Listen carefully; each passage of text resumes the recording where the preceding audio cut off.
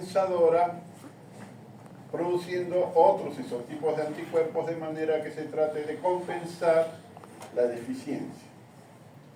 Bien, entonces, ya para concluir, categorías de las inmunodeficiencias primarias: células T o defectos de la inmunidad celular, defectos de células B o defectos de la inmunidad tumoral, ¿no? Pueden haber defectos combinados, en el caso de las inmunodeficiencias combinadas severas, y en el caso de la inmunidad innata tenemos los defectos de fagocitosis, los defectos de migración celular, que también compromete a la respuesta adaptativa. Pueden haber defectos en las células natural killer y, a grosso modo, defectos o problemas con las respuestas mediadas por complemento. Y decía que, a grosso modo, uno puede orientarse en el defecto del que puede ser portador el paciente, ¿no? Si es un defecto de respuesta humoral o es un defecto de respuesta celular. Los defectos de respuesta humoral, para empezar,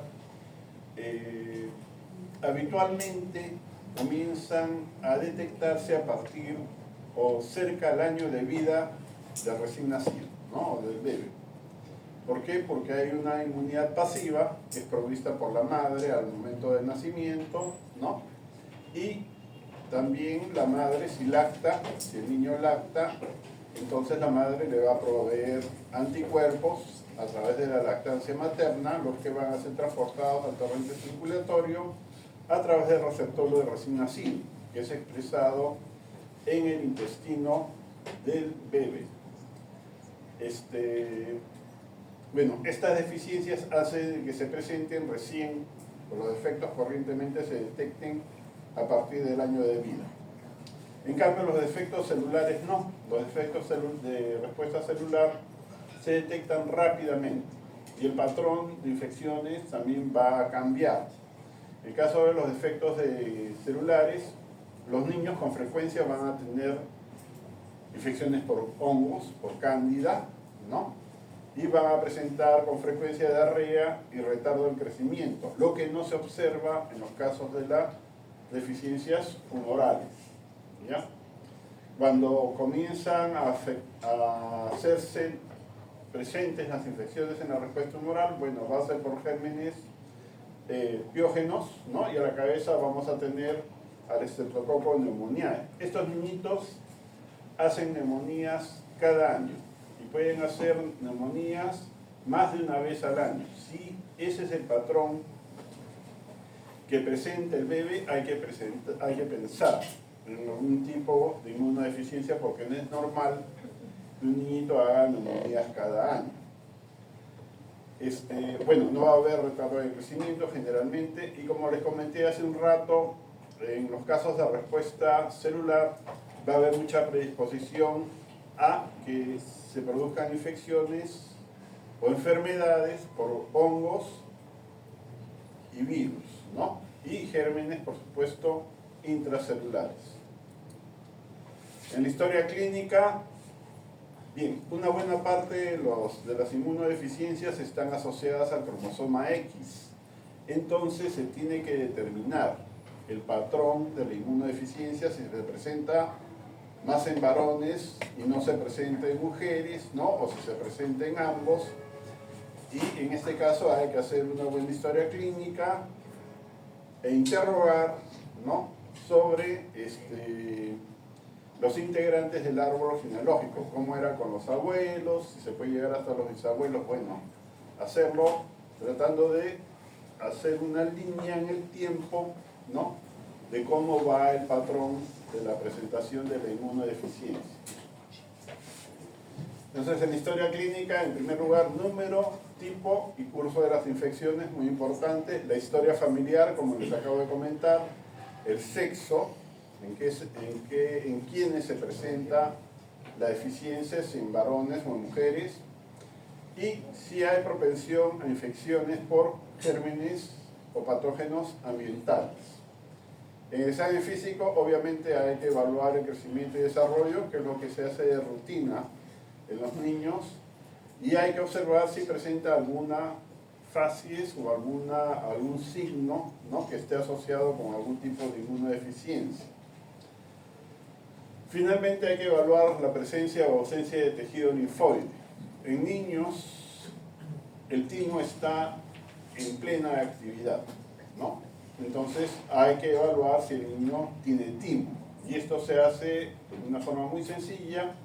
Lo único que hay que hacer es tomar una placa lateral de tórax, y en la placa lateral la silueta del timo tiene que dibujarse. Si no hay silueta del timo, entonces el niño está con aplasia tímica y no tiene, ¿no?, obviamente, linfocitos T. En la evaluación de laboratorio va a haber una evaluación inicial que es muy simple. Solamente se toma un hemograma, se hace un título de anticuerpos y se ve si el niño responde a inmunizaciones por antígenos específicos. Por ejemplo, toxoide tetánico, ¿no? Se le inocula el toxoide y a las 3 semanas o al mes se mide si es que hay respuesta de anticuerpos. En el hemograma completo que vamos a tener, el hemograma nos da información sobre la celularidad, básicamente. Vamos en la cuenta diferencial se ve si los polimorfos nucleares están en el número adecuado, si hay linfocitos, ¿no?, si hay eosinófilos, basófilos, en fin, las células que conforman normalmente la serie mieloide. Y también en los linfocitos tenemos la cuenta de series linfoides. El hemograma no nos diferencia, en el caso de las poblaciones de linfocitos, qué linfocitos B, T o células natural killer hay. Eso se hace por un estudio un poco más especializado, que es la citometría de flujo. El dosaje de inmunoglobulinas nos permite ver si hay linfocitos B productores de anticuerpos, ¿ya? Hay un trastorno que es la agamaglobulinemia transitoria de la infancia, en la cual el niño no produce anticuerpos habitualmente entre el año de edad y los 2 o 3 años. En esta situación lo que se hace con los niños es darles terapia de reemplazo y se les coloca globulina hiperinmune por el tiempo que dure la agamaglobulinemia y a la espera de que el propio sistema inmune del bebé comience a producir anticuerpos, ¿no? Este trastorno puede durar hasta los 7 años, ¿no?, que es lo que se ha observado. Bien, entonces la radiografía lateral de tórax para ver si hay timo, estudios de citometría de flujo, y el estudio que se hace es de poblaciones linfocitarias. Nos interesa saber si hay linfocitos TCD4, si hay linfocitos TCD8, si hay células natural killer y si las relaciones de las poblaciones linfocitarias son normales. Normalmente hay 2 linfocitos TCD4 por cada linfocito TCD8. ¿Ok? El estudio de complemento sérico CH50 permite evaluar toda la cascada de activación del complemento, ¿ya?, desde su activación en la vía clásica, desde su activación hasta la formación del complejo de ataque a membrana. Es una prueba que consiste en inducir hemólisis, ¿no?, y se elaboran curvas que permiten medir la actividad del complemento. Bueno, los estudios de citometría de flujo también pueden evaluar los procesos de fagocitosis, ¿no?, y cómo se activa la vía de estallido respiratorio. Aquí hay algunas de las principales, aquí están algunas de las principales inmunodeficiencias primarias. Les decía que mientras el defecto se presente más cerca del progenitor, va a ser más grave, ¿no?, va a ser más severo. Entonces, en uno tenemos las inmunodeficiencias combinadas severas, ¿ya? Defecto del stem cell, ¿no? El stem cell no se diferencia a los progenitores linfoides. Entonces, Los defectos del stem cell generalmente están asociados a deficiencias de alguna enzima, por ejemplo, la adenosina de aminasa, por ejemplo, defectos de recombinasa. No hay diferenciación, no hay formación de linfocitos, por lo tanto no van a haber poblaciones ni T ni B. El otro defecto de inmunodeficiencia combinada severa es el síndrome de George, se presenta en el timo también, ¿no? No hay diferenciación de linfocitos T, entonces si no hay diferenciación de linfocitos T, tampoco va a haber activación de linfocitos B, porque el linfocito B para poder activarse necesita de la colaboración del linfocito T. Vamos a tener una población de linfocitos B que no puede ser activada. En segundo lugar, tenemos la aplasia tímica, ¿no?, de George. No va a haber diferenciación de linfocitos T. Los defectos de señalización en el 3. Se forman las poblaciones de linfocitos, ¿no?, pero no señalizan. Y tenemos acá dos tipos: los defectos de la cadena gamma común, ¿ya?, y los defectos asociados al YAC. ¿Okay? Bien, en cuarto lugar, la gamma globulinemia de Bruton, en el cual las células pre-B no maduran y pasan a ser linfocitos B inmaduros. Esto es porque la tirosina sinasa de Bruton es defectuosa, ¿ya?, y no va a dar lugar a los procesos de recombinación de las cadenas ligeras del linfocito B que está en proceso de maduración. Eso hace que el proceso de maduración de los linfocitos B se estanque y se quede en pre-B y no puedan pasar a células B inmaduras. Después tenemos las inmunodeficiencias común variables. El linfocito B completa su ciclo de maduración, pero no es capaz, al momento de ser activado, de hacer cambio de isotipo. Entonces, no va a haber producción de isotipos de alguna de los anticuerpos, ¿no? Alguna subclase IgG, alguna o IgE, por ejemplo.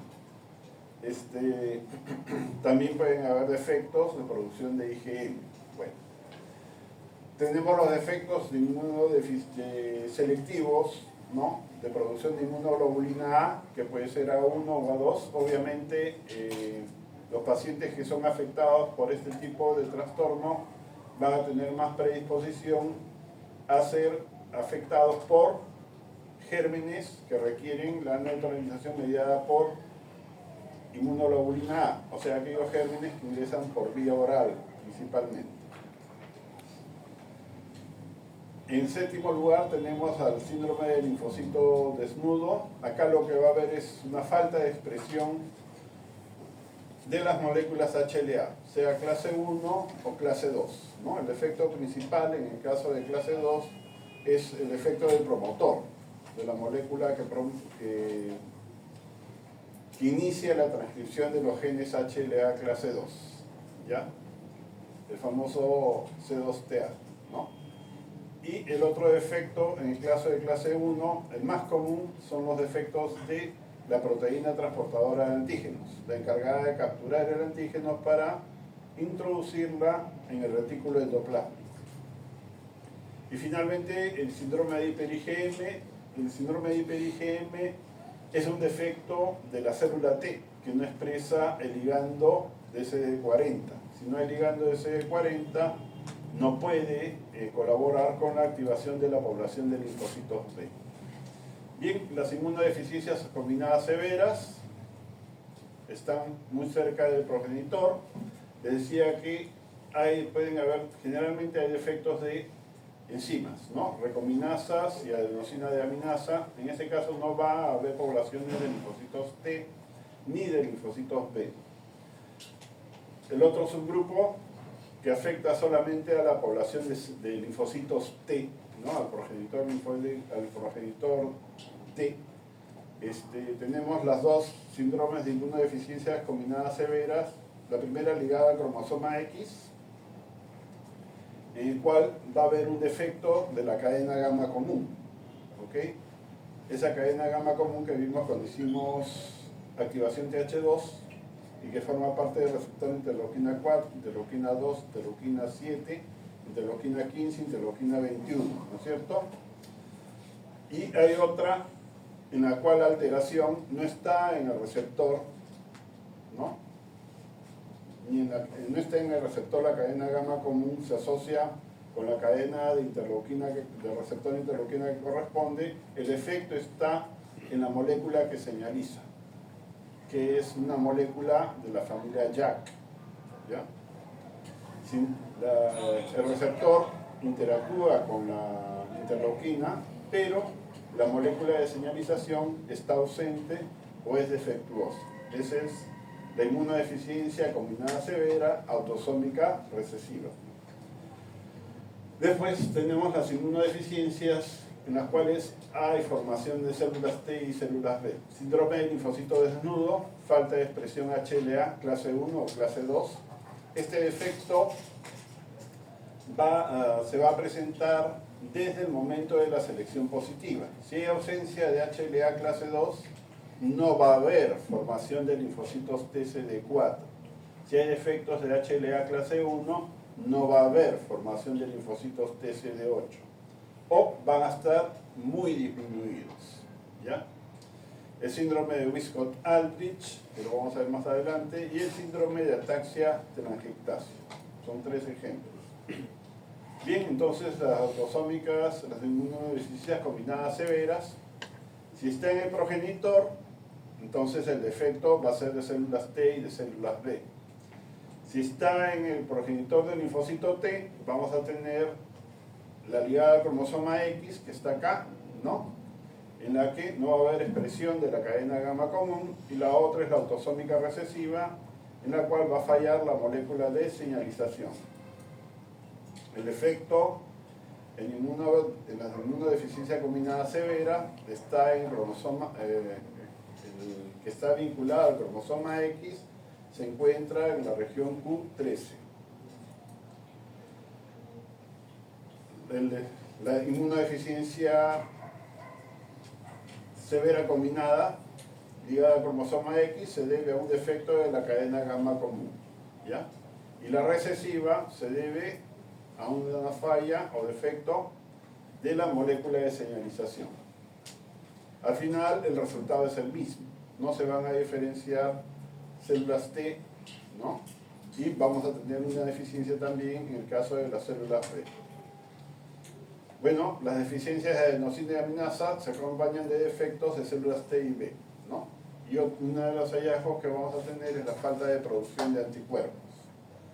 Las deficiencias de la nucleósido fosforilasa solo se asocia a defectos de células T, y la producción de anticuerpos en ese caso va a ser normal. Tenemos los defectos de reparación del ADN que van a estar asociados a defectos de células T y B. El síndrome del linfocito desnudo, ya les adelanté, que se debe a un defecto en la expresión de las moléculas HLA clase 1 o clase 2. Ya les dije qué va a suceder con las poblaciones linfocitarias para cada uno de los casos. En el primer caso, de clase 1, la deficiencia va a estar en la proteína transportadora de antígeno principalmente o con más frecuencia, ¿ya? Y obviamente no van a haber linfocitos TCD8 y va a haber más propensión a infección por gérmenes intracelulares, ¿no? A infecciones bacterianas por bacterias intracelulares. Los efectos clase 2, va a haber mutación de los factores de transcripción, ¿no? Del promotor de la región HLA clase 2, y esto va a dar a que se produzcan defectos en el número de linfocitos TCD4, porque no se van a diferenciar a CD4. Y la falta de CD4 va a producir defectos en la respuesta tanto celular como humoral. El síndrome de Wiskott-Aldrich es otro efecto que se asocia al cromosoma X. En este caso, el niño va a presentar una triada: diarrea sanguinolenta, trombocitopenia, ¿no es cierto? Y además estos niñitos cursan con una inmunoglobulina E elevada en el suero. Y una de las manifestaciones de este problema de atopía se presenta en que presentan un rash alérgico en la zona de flexuras de codos y de rodillas, ¿no? En el caso de rodillas, bueno, en la zona poplitea. El efecto está en la región P11 del cromosoma X. Este es el frotis del hemograma. No se observan plaquetas en realidad. Y el eczema alérgico, ¿no?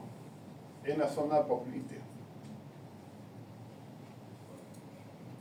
El efecto donde se ubica el cromosoma lo llaman gen WASP, ¿ok? Y va a haber una deficiencia de formación de anticuerpos contra polisacáridos, ¿ya? Y la activación de los linfocitos T también va a ser defectuosa. Entonces va a haber una predisposición a infecciones por bacterias extracelulares encapsuladas, ¿no? El otro defecto importante, el síndrome de George o aplasia tímica, acá va a haber un defecto de formación del timo, defectos del tercer y cuarto arco branquial, ¿no? Y la deficiencia se va a presentar en la 12ª semana de gestación. Si no hay timo, no va a haber formación de linfocitos T y tampoco estos niños forman paratiroides, ¿no? Si no hay paratiroides, van a tener problemas con el metabolismo del calcio. El efecto está en el cromosoma 22, en la región Q11.2. Ya. Hay una fase característica del síndrome de George.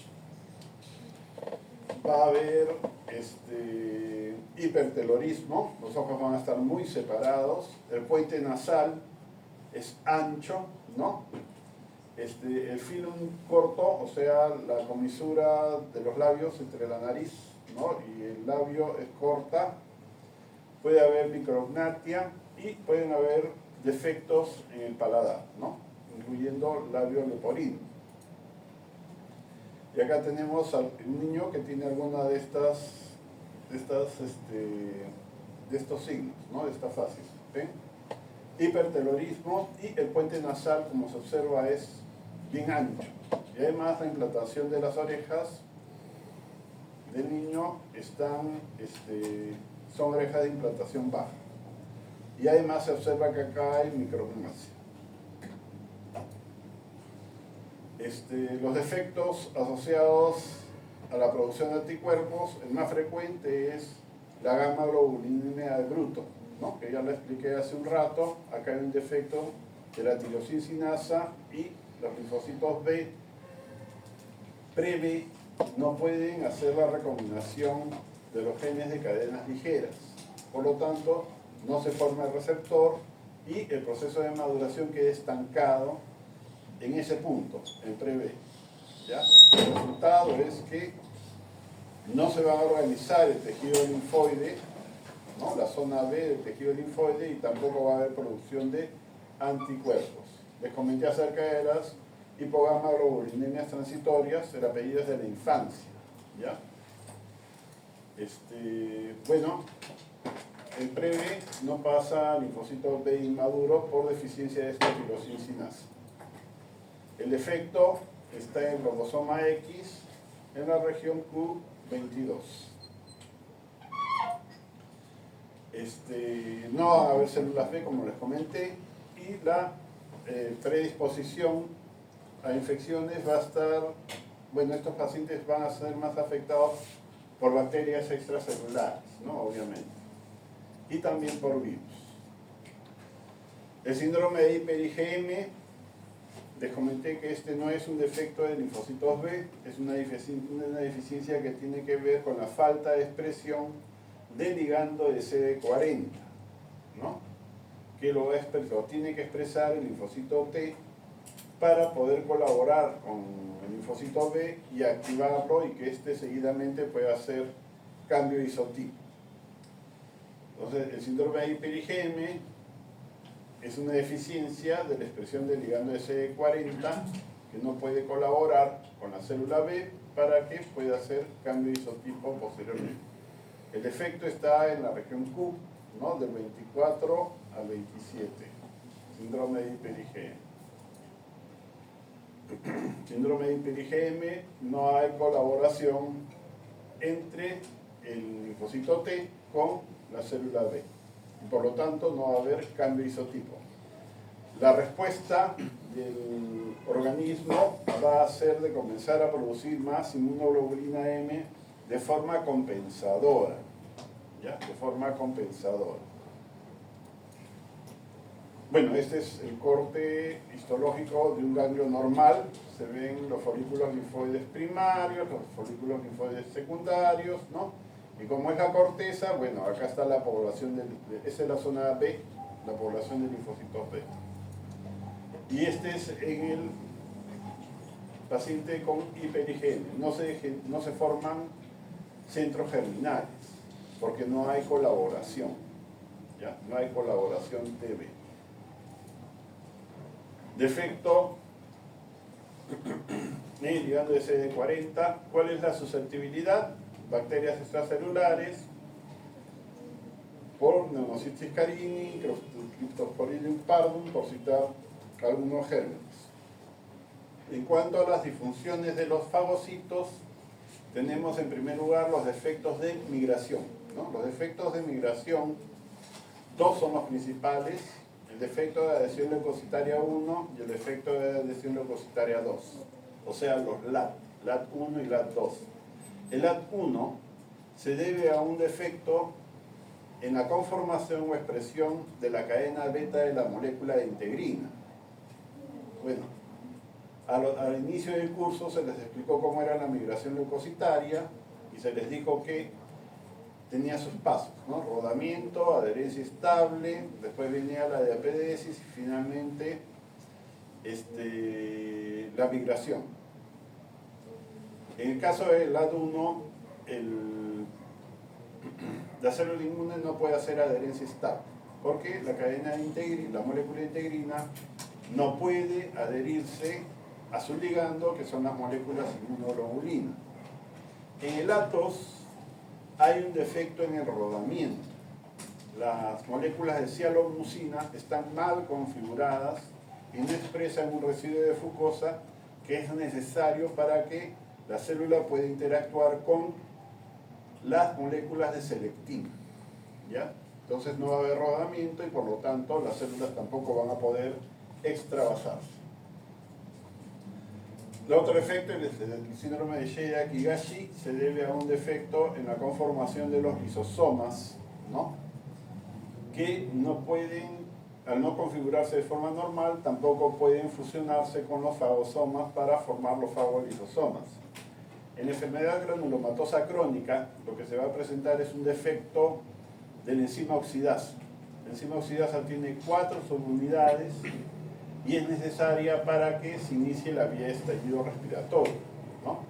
En esta deficiencia, la enzima oxidasa no se forma, no se activa la vía de estallido respiratorio y obviamente los gérmenes que son capturados o los antígenos que son capturados no pueden ser degradados dentro de los fagolisosomas. Y finalmente tenemos la deficiencia de receptor interferón gamma, que obviamente está asociado con defectos de la respuesta celular. Bien, el LAT1, defecto de la cadena beta de la molécula de integrina. El leucocito no hace adherencia estable, por lo tanto no puede migrar, no puede extravasarse. Y en el LAT2, en la deficiencia de fucosa, el leucocito no puede hacer rodamiento, porque la selectina no puede interactuar con la cialomucina. En el síndrome de Chiari-Higashi hay una mala conformación de los lisosomas y no se pueden formar los fagolisosomas para la degradación de los antígenos. Y en la enfermedad granulomatosa crónica, los defectos de la enzima oxidasa. Las moléculas de integrina son parte constitutiva de la membrana normal de los leucocitos, ¿no? Y bueno, si nosotros acidificamos un poco estas células, después va a deformarse completamente, ¿ya? Como consecuencia de la deficiencia. Síndrome de Chiari-Akigashi, acá está, ya lo explicamos, ¿no? Este es un polimorfo nuclear normal, ¿no es cierto? Con su granularidad muy alta, su núcleo con varios lóbulos, y este es un polimorfo nuclear de una persona, un paciente con Chiari-Akigashi. Como ven, estas manchas negras son lisosomas completamente anormales.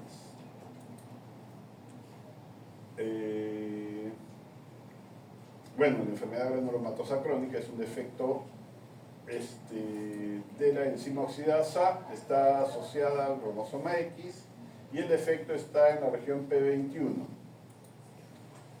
Les decía que la enzima oxidasa tiene 4 subunidades, una glicoproteína que es la más grande, la 91, y después tenemos la proteína 22, la proteína 47 y la proteína 67.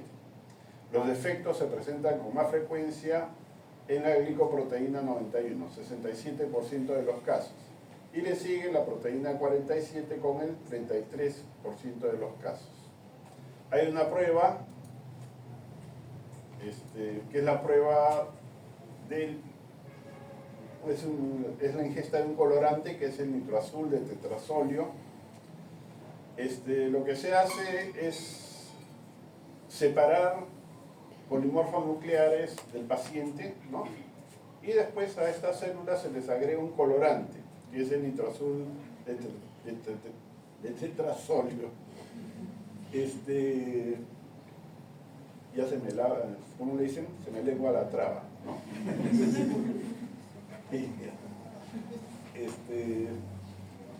Después de agregar el colorante, se coloca un activador. El activador se llama forbolmiristat. Y lo que se tiene que observar es lo que se ve a la izquierda, ¿no? Que los polimorfos nucleares capturan el colorante, se activa la vía de estallido respiratorio y el colorante es oxidado o reducido para adquirir al final esa coloración parduzca. En el caso de los pacientes con enfermedad granulomatosa crónica, no hay activación, ¿no? Y por lo tanto no hay reducción del colorante. Los efectos de complemento, los efectos de la vía alterna, primero están más asociados a infecciones por bacterias, ¿no? Particularmente gram negativos. ¿Okay? Los efectos de la vía clásica, bueno, tienen que ver con infecciones por gérmenes encapsulados, básicamente, y también se asocian, eso ya lo hemos visto, con algunos trastornos autoinmunes, particularmente con lupus eritematoso sistémico. ¿Ya? Los efectos de la vía del complejo de ataque a membrana, el MAC, se asocia con infecciones por Neisseria principalmente.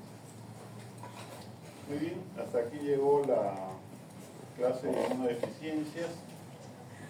Les dije que iba a ser corta.